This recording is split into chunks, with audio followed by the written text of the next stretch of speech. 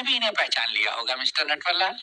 Inspector साहब आए दिन में दुनिया में ठग तो बहुत हुए, लेकिन कुछ लोग ठगी करते हैं और कुछ लोग ठगी खुद बन जाते हैं। भारत की धरती से निकला एक ऐसा नाम जिसे सुनते ही आज भी पुलिस, अदालत और सिस्टम एक साथ चौंक जाते हैं।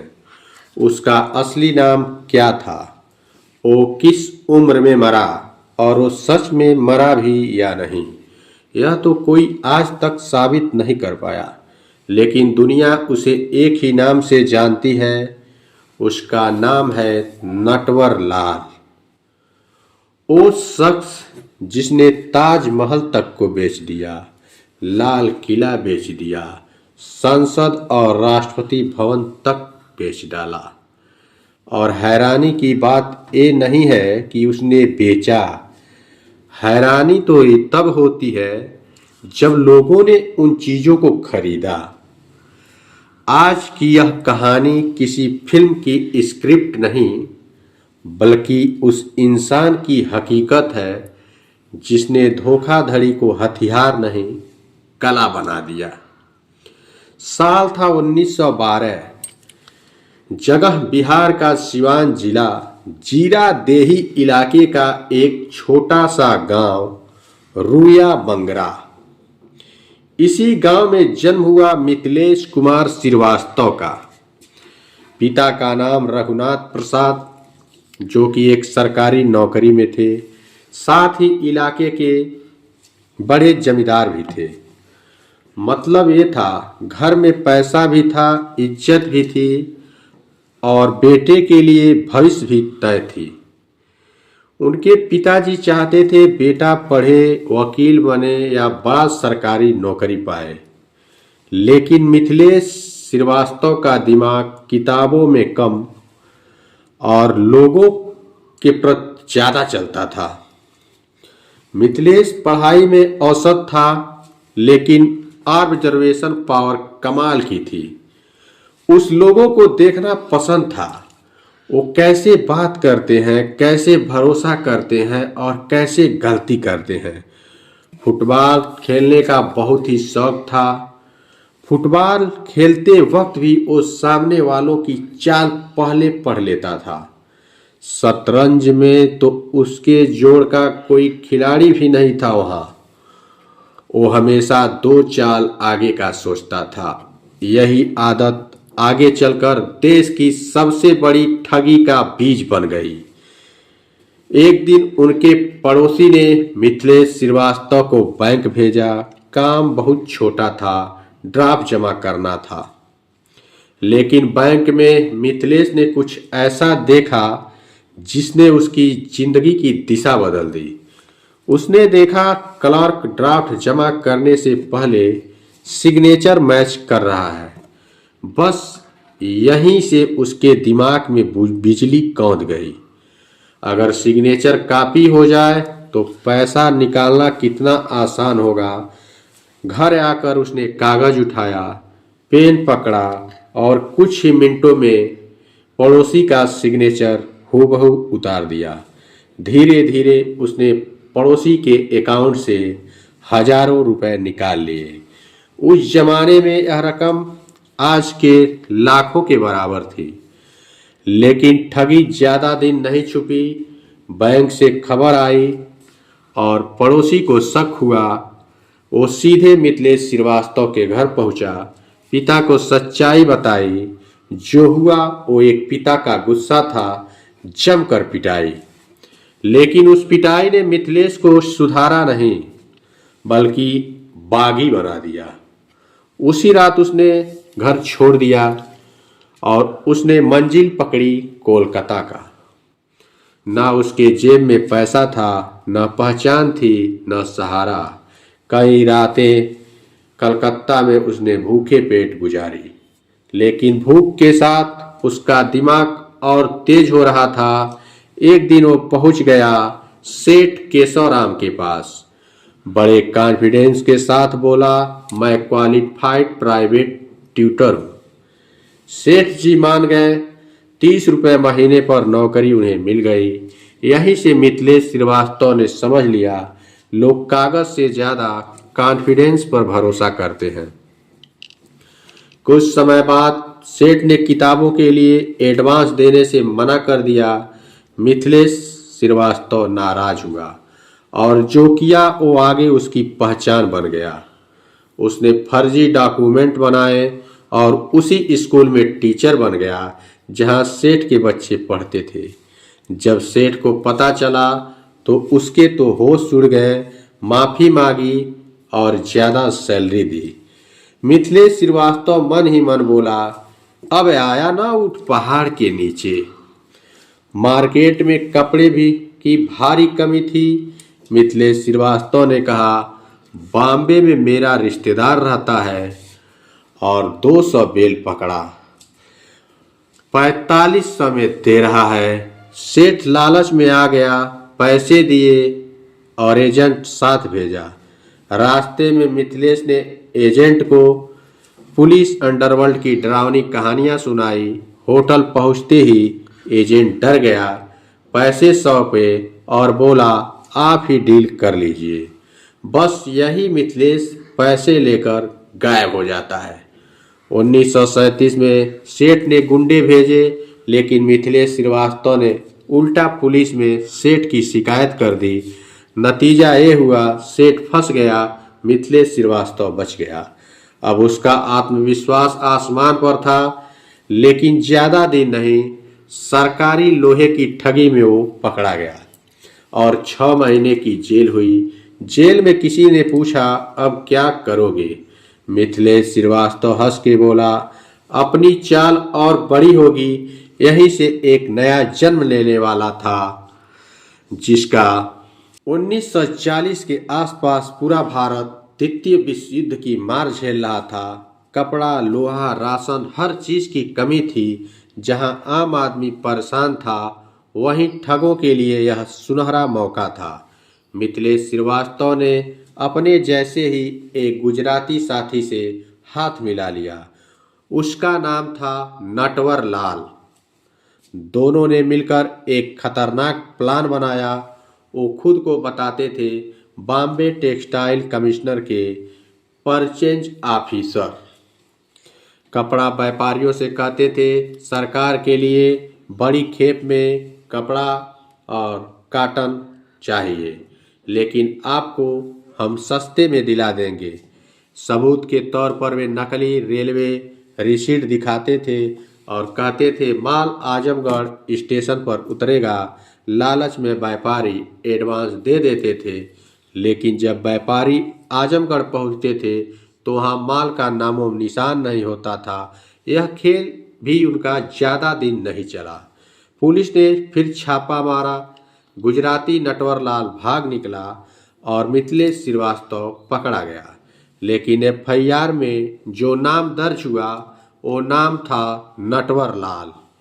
यही मिथिलेश कुमार श्रीवास्तव हमेशा के लिए नटवरलाल बन गया और जेल से बाहर नया नाम और हौसला दोगुना।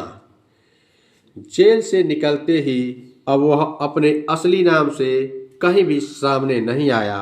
हर जगह वह था मिस्टर नटवरलाल। अब उसका दायरा छोटे व्यापारी नहीं थे, बल्कि पूरा सिस्टम था। नटवरलाल ने रेलवे को अपना अगला शिकार बनाया। वह व्यापारियों से कहता था, कम दाम में रेलवे से पूरा डिब्बा बुक करवा दूंगा। नकली रसीद बनती, माल भेजा जाता, लेकिन जब डिब्बा खुलता था, अंदर सामान की जगह ईंट और पत्थर। व्यापारी जब तक समझ पाते, नटवरलाल शहर बदल चुका होता था। अब उसका दूसरा खेल शुरू हुआ, सबसे खतरनाक खेल। तरीका बेहद आसान था। वो नए शहरों में जाता था और किसी नामी बैंक में अपना खाता खुलवाता। पहले वो छोटे चेक से खरीदारी करता और हमेशा नगद का करता और व्यापारियों का भरोसा जीतता था। फिर धीरे धीरे वो रकम बढ़ा के खरीदारी करता था और उसके बाद एक लंबा रकम की खरीदारी करने के बाद उन्हें वो बाउंस चेक थमा देता था। अकाउंट खाली और वो शहर छोड़ देता था। उसके निशाने पे होती थी ज्वेलरी शॉप, घड़ी की दुकान और कपड़ा व्यापारी, सब उसके सबसे अच्छे शिकार थे। उत्तर प्रदेश के मुजफ्फरनगर में उसने खुद को बताया था बॉम्बे का एक बहुत बड़ा व्यापारी। नाम बताया लक्ष्मी नारायण। एक sugar mill manager Allen Mittal से उस समय उसने 72,000 की चीनी का सौदा किया और 4,000 रुपये एडवांस देकर पूरा भरोसा जीत लिया। चीनी बॉम्बे पहुंच गई, लेकिन पेमेंट की जगह नटवरलाल वही माल दूसरे व्यापारी को बेच चुका था और उसका सीधा फायदा 56,000 का उस जमाने में हुआ था। उसके बाद नटवरलाल पहुंचता है दिल्ली। यहाँ छोटा खेल नहीं चलता है, यहाँ चाहिए था रुतबा, यह बन गया यूनियन फाइनेंस मिनिस्टर का पर्सनल असिस्टेंट और उसके शिकार थे राजा ज्वेलर्स। राजा ज्वेलर्स में जाकर वह बोला, साहब के बेटे की शादी है, तुरंत गहने चाहिए। खूब अच्छे अच्छे गहने चुने गए। पेमेंट के नाम पर कहा गया अपना नाम ब्लॉक कीजिए। दुकानदार का आदमी साथ गया। नटवरलाल अंदर घुसा, बाहर खड़ा आदमी रुतबा देखकर टरका रहा। कुछ देर बाद नटवरलाल निकला और एक नकली ड्राफ्ट थमा दिया 82,000 रुपये का। 2 घंटे बाद नटवरलाल दिल्ली से फिर गायब हो गया। अब उसने खुद को बताया एनडी तिवारी का पर्सनल असिस्टेंट। कांग्रेस मीटिंग के नाम पर 93 लग्जरी घड़ियां, फिर वही खेल, नॉर्थ ब्लॉक, नकली ड्राफ्ट गायब। नुकसान हुआ 33,000। अब पूरे देश में नटवरलाल का आतंक फैल चुका था। अगला निशाना उसका वाराणसी, शाहजहांपुर, कानपुर, हर जगह उसने नाम बदला, कहानी बदली, लेकिन तरीका वही था। पहली उसकी बहुत बड़ी गिरफ्तारी हुई गोरखपुर में। गोरखपुर में एक दुकानदार समझदार निकला। उसने फंसा हुआ अभिनय किया और चुपचाप पुलिस बुला ली। इस बार नटवरलाल पकड़ा गया, लेकिन जेल में रहना उसके लिए सिर्फ एक ब्रेक था। कभी बीमारी का बहाना, कभी अफसरों से दोस्ती, कभी भावनात्मक ड्रामा। नटवरलाल 8 बार जेल से फरार हुआ था। एक बार तो वह पुलिस की वर्दी पहनकर जेल से ऐसे निकला जैसे खुद अफसर हो। जेल में बैठे बैठे नटवरलाल एक बात समझ चुका था। दुकानदार शिकायत करता है, व्यापारी पुलिस बुलाता है, लेकिन विदेशी सीधे भरोसा करते हैं। और यहीं से उसके दिमाग में अब तक का सबसे खतरनाक आइडिया पैदा हुआ। उसके विदेशी परफेक्ट शिकार बनने वाले थे। 1960 और 70 का दशक था। भारत में विदेशी टूरिस्ट की संख्या बढ़ रही थी। सरकारी दफ्तर, ऐतिहासिक इमारतें, सफ़ेद कपड़ों में अफसर। विदेशियों को हर चीज़ ऑथेंटिक लगती थी। नटवरलाल ने तय किया अब शिकार वही होंगे जो सवाल नहीं पूछते। एक दिन आगरा में कुछ विदेशी टूरिस्ट घूम रहे थे, तभी उनके पास पहुंचा सूट बूट में एक भारतीय। अंग्रेजी इतनी शानदार कि सामने वाला एकदम इम्प्रेस हो जाए। उसने खुद को बताया, मैं भारतीय सरकार का सीनियर ऑफिसर हूँ। फिर बोला, सरकार कुछ ऐतिहासिक इमारतें प्राइवेट मेंटेनेंस के लिए बेचने जा रही हैं। डॉक्यूमेंट्स निकाले हैं, सील साइन, फाइल नंबर, सब कुछ इतना परफेक्ट कि शक की गुंजाइश ही नहीं है। उसके बाद अंग्रेज से उसकी डील हुई, ताजमहल बेचा गया। इतना ही नहीं, 3 बार 3 अलग अलग विदेशियों को उसने ताजमहल बेचा। जब खरीदार अपने अधिकार जताने पहुंचे, तब उन्हें समझ में आया हमें तो एक बहुत बड़े ठग ने लूट लिया है। उसके बाद लाल किला को भी नहीं छोड़ा। दिल्ली में उसने यही खेल लाल किले के साथ दोहराया। इस बार थोड़ी कहानी बदली। सरकार किला बेच नहीं रही, बल्कि लीज पर दे रही है। विदेशी खुश हो गए, इतिहास का हिस्सा बनने का मौका मिलेगा। पैसे दिए गए, नटवरलाल वहां से फिर फरार हो गया। अब सवाल उठ रहा था, संसद और राष्ट्रपति भवन भी भेजा, यह कैसे संभव था? यही नटवरलाल की असल चालाकी दिखती है। उसने विदेशी डेलीगेशन को कहा, आप सिर्फ मालिक नहीं बनेंगे, आपको ऑनरेरी ट्रस्टी बनाया जाएगा। फिर दिखाए गए ऐसे डॉक्यूमेंट जिन पर थे राष्ट्रपति डॉक्टर राजेंद्र प्रसाद के हूबहू नकली सिग्नेचर। विडंबना देखिए, जिस बिहार की मिट्टी ने देश को पहला राष्ट्रीय दिया, उसी मिट्टी ने यह ठग भी पैदा किया। पुलिस रिकॉर्ड बताते हैं, नटवरलाल के 52 अलग अलग नाम और दर्जनों पते थे। वो कभी मंत्री का पीए बनता था, कभी बड़े ऑफिसर का। जब पता पूछा जाता था तो राष्ट्रपति भवन, मुख्यमंत्री निवास, पुलिस जब वहां पहुंचती तो खुद को शर्मिंदा पाती थी। उसके खिलाफ पूरे देश में केस ही केस थे, चाहे कानपुर हो, दिल्ली हो, कहीं भी, हर शहर में उसके खिलाफ केस थे। 100 से ज़्यादा मामले, और सिर्फ उसे 9 में सजा हुई थी, और उसकी कुल सजा देखी जाए तो 113 साल की है। लेकिन उसने जेल में सिर्फ 20 साल बिताए थे। एक बार लखनऊ जेल में उसने जेलर को लालच दिया, मैं आपको 5 लाख दूंगा। नोटों से भरा बॉक्स आया, जेलर पिघल गया। पुलिस सुप्रीडेंट की वर्दी मूछों पर ताव, और नटवरलाल जेल के गेट से बाहर हो गया।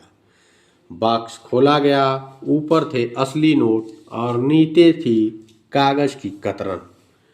जेल में रहते हुए उसने पत्नी को चिट्ठी लिखी, खेत में खजाना दबा है, पुलिस खुदाई करने पहुंची, पूरा खेत जुत गया, कुछ नहीं मिला। कुछ महीनों बाद पत्नी का जवाब आया, फसल बहुत शानदार हुई है, आपको धन्यवाद। 1996, जब उसकी उम्र 84 साल हो गई, कानपुर जेल में था, चल भी नहीं सकता था। इलाज के बहाने दिल्ली ले जाया गया। नई दिल्ली स्टेशन पर एक सिपाही चाय लेने गया और नटवरलाल व्हीलचेयर समेत गायब हो गया। इसके बाद वो कभी नहीं मिला। 2009 में वकील ने कोर्ट में कहा, नटवरलाल मर चुका है। तो उसका भाई बोला, वो तो 1996 में ही मर गया था, लेकिन कोई पुख्ता सबूत नहीं है, कोई कब्र नहीं है, कोई अंतिम प्रमाण नहीं है। लगता है नटवरलाल ने अपनी मौत को भी ठग लिया था। देश के लिए वो अपराधी था, गांव के लिए वो रॉबिन हुड था। आज भी सवाल जिंदा है, अगर यही दिमाग सही दिशा में लगाया होता तो क्या होता?